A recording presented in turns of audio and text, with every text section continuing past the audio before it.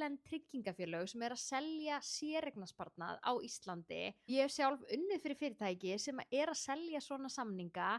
Ég var daman á símanum sem að var að hringja í þig, ógeðslega pirrandi, að reyna að fá þig til þess að taka á móti einhverjum tryggingasölumanni heim til þín. Og einmitt þess vegna langar mig að fá ykkur til þess að hugsa aðeins út í þetta. Hvers vegna haldið þið að það sé einhverju tryggingaráðgjafar tilbúnir að koma heim til ykkar eða í vinnuna eða hvert sem frítt? En það gæti tengst því að það mikill kostnaður sem að felst í svona samningum. Kostnaðurinn dreginn frá því sem að þú ert að borga inn í þinn séreignarsparnað og fer þess vegna ekki til ávöxtunar.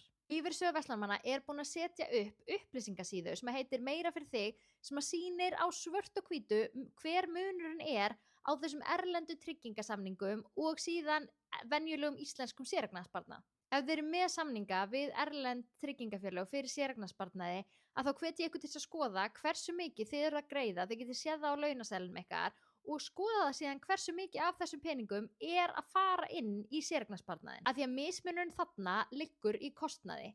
En hjá Lífeyrissjóður Verslunarmanna engin kostnaður tekinn af því sem að þú leggur inn í þinn séreignarsparnað.